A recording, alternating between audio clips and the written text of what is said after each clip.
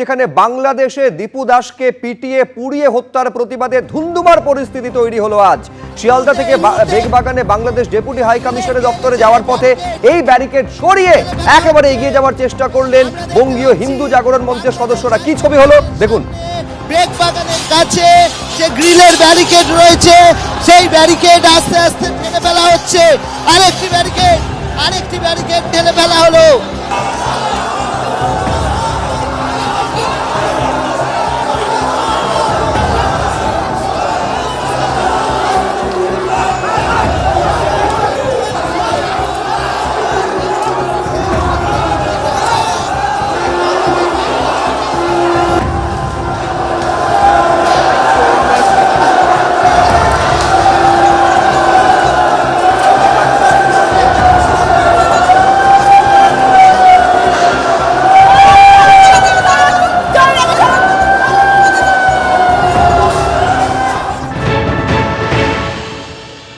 আমরা দেখতে পাচ্ছি বাংলাদেশ হাই কমিশনের সামনে বেগবাগানের কাছে যে গ্রিলের ব্যারিকেড রয়েছে সেই ব্যারিকেড আস্তে আস্তে ঠেলে ফেলা হচ্ছে।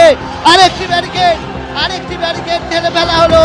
পরপর এখানে পুলিশের প্রথমে হিউম্যান ব্যারিকেড ছিল, তারপরে ছিল হচ্ছে হিউম্যান ব্যারিকেডের পরে ছিল হচ্ছে এই ধরনের ব্যারিকেড, যে ব্যারিকেডগুলো রয়েছে, ডিভাইডারগুলো রয়েছে, সেগুলোকে ঠেলছেন। এই মুহূর্তে ব্যারিকেড ভেঙে গিয়েছে। সবাই আমরা দেখতে পাচ্ছি যে তারা কিন্তু দৌড়চ্ছেন। এই মুহূর্তে ব্যারিকেড ভেঙে সবাই দৌড়চ্ছেন এবং হাতে গৈরিক পতাকা নিয়ে তারা বাংলাদেশ হাই কমিশনের দিকে ক্রমশ ছুটে চলছেন। চারিদিকে ব্যারিকেডে এখানে আছাড় মেরে তারা ফেলছেন। দেখো এই মুহূর্তে পুলিশ লাঠিচার্জ শুরু করেছে। আমরা দেখতে পাচ্ছি গেরুয়া পতাকা নিয়ে যারা এসছেন, গেরুয়া বসন পরে যারা এসছেন, তাদের পুলিশের লাঠিচার্জ হুটার বাড়াতে শুরু হয়েছে। পরিস্থিতি সবাই দৌড়চ্ছে। যখন হিন্দুরা মার খায় বাংলাদেশে, যখন মুর্শিদাবাদে হরগোবিন্দ দাসরা খুন হয়, তখন এই দালাল পুলিশ, এই নপুংসক স্বভাবীজরা মমতার পুলিশের কোনো ক্ষমতা হয় না। আর আজকে রীতিমতো মাথায় কে মারলো? পুলিশ বাড়ি দিয়েছে, পুলিশটা লাঠি দিয়ে বাড়ি মেরেছে।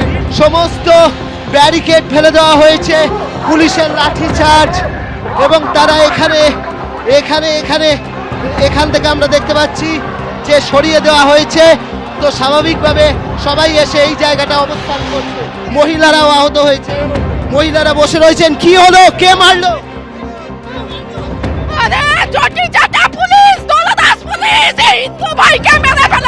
হিন্দু নিধন যজ্ঞ চলছে বাংলাদেশে, তার যদি প্রতিবাদ করতে এসে পশ্চিমবঙ্গের পুলিশ এভাবে আক্রমণ করে, অত্যন্ত নিন্দাজনক ব্যাপার। এই মুহূর্তে শরদ সিংকে আমরা দেখতে পাচ্ছি যে তাকে এখানে গ্রেফতার করা হয়েছে। কি বক্তব্য? এখানে কি হলো? আমরা তো শুধু দাঁড়িয়ে প্রশাসন নিয়ে এসেছি বাংলাদেশে মেসি যাওয়ানো একটা যে চিঠি জমা দিতে, কিন্তু পুলিশ আটকে নিয়েছে, মেরেছে, ধরে নিয়ে যাচ্ছে আমাদেরকে। আপনি ডেপুটেশন দিতে গেছেন? পৌঁছতে পারে রাস্তার মধ্যেই ছিলাম, তখন ওদেরকে মেরে নিয়ে চলে এসেছে এখানে। এই মুহূর্তে আমরা দেখতে পাচ্ছি শরদ সিং, অর্জুন সিং এর আত্মীয়, তাকে পুলিশ আটক করে, তাকে পুলিশ নিয়ে যায় এবং সেই গাড়ি আটকে দেওয়া হয়েছে। এখানে সেই নিয়ে পুলিশের সঙ্গে ধস্তাধস্তি হচ্ছে। হিন্দু জাগরণ মঞ্চের যারা রয়েছেন তারা এখানে আবার বিক্ষোভ শুরু করেছেন এবং পুলিশ চাইছে যে শরদ সিং বিজেপির অন্যতম একটা মুখ, এবং তিনি হচ্ছেন কিন্তু আজকের এই হিন্দু জাগরণের যে মিছিল সেখানে ছিলেন, এবং তাকে কিন্তু এই মুহূর্তে পুলিশের গাড়ির ওপর গেরুয়া ধ্বজ নিয়ে উঠে গিয়েছেন এই হিন্দু জাগরণের যারা কর্মী সমর্থকরা। এখান থেকে যাদেরকে আটক করা হয়েছে তাদেরকে এই মুহূর্তে লালবাজারে নিয়ে যাওয়া হলো। পুলিশের গাড়ি এই মুহূর্তে বেরিয়ে গেল এখান থেকে। পুলিশের পক্ষ থেকে যাদেরকে আটক করা হয়েছিল তাদেরকে নিয়ে কিন্তু লালবাজারের উদ্দেশ্যে গাড়ি বেরিয়ে গেল। এই গাড়িকে গিয়ে আটকানোর চেষ্টা হয়েছিল। কলকাতা পুলিশকে হিন্দুত্বের কণ্ঠ আটকানো যাবে না। আমরা এর শেষ দেখে যাব। বিচার না হওয়া পর্যন্ত আমরা রাস্তায় থাকবো। এখনো অবধি কিন্তু যথেষ্ট পরিস্থিতি উত্তপ্ত হয়ে রয়েছে। এখনো যারা রয়েছেন তাদেরকে আলাদাভাবে বলা হয়েছে যে তাদেরকে গ্রেপ্তার করা হবে যদি এখান থেকে না ছেড়ে যান, ফলে যারা ছেড়ে যাননি তাদেরকে পুলিশ ডিটেইন করছে এই মুহূর্তে। ব্যারিকেড সরানোর কাজ হচ্ছে। যখন এই গন্ডগোলটা হয়, পরিস্থিতি উত্তপ্ত হয়ে ওঠে।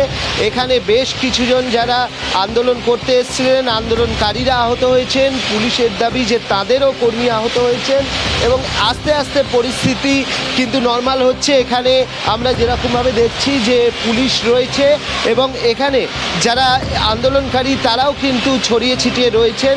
আস্তে আস্তে সবাই সরে যাচ্ছেন। ইতিমধ্যে আমরা যেরকম জানি যে লাল বাবা বলে যিনি আহত হয়েছিলেন তিনি এনআরএসে ভর্তি রয়েছেন। তার পাশাপাশি হচ্ছে কয়েকজনকে পুলিশ কিন্তু আটক করেছে। এখানে যারা এখনো রয়েছেন, কি বক্তব্য আপনাদের? हमारा दीपू दास के যেরকম জিন্দা জ্বালায় দিয়েছে কিছু নেই। আরে বাংলাদেশ মতন কাজ করছে পুলিশ। আমার নাম করিম খান। আমরা দেখতে পাচ্ছি যে তারা এসেছিলেন এই আন্দোলন করতে এবং তারাও কিন্তু এখনো দূরে ছড়িয়ে ছিটিয়ে রয়েছেন ইতিমধ্যে। এবং আপনাদের কতজন আহত হলেন? প্রায় 21 জন মনে হয় আহত হয়েছে আমার কাছে। এক একজন এক এক জায়গায় আছে।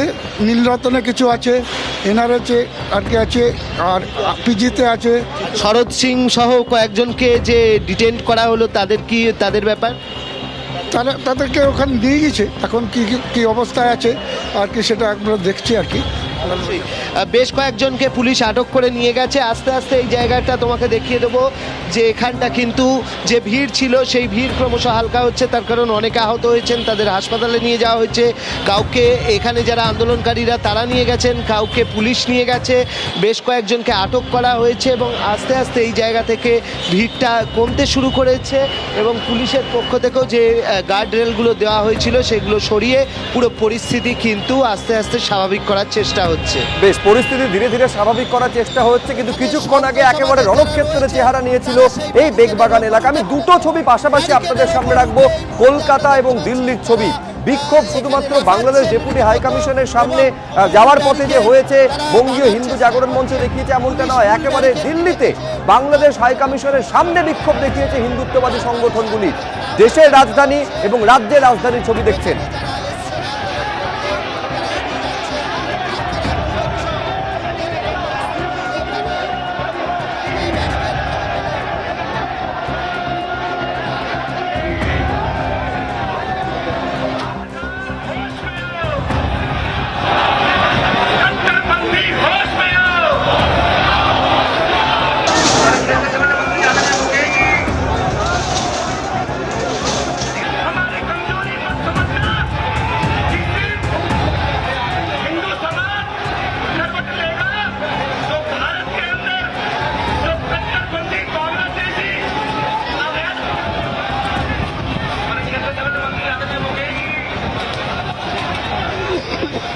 बांग्लादेश में जो हिंदुओं को अत्याचार किया जा रहा है, उनकी हत्याएं की जा रही हैं।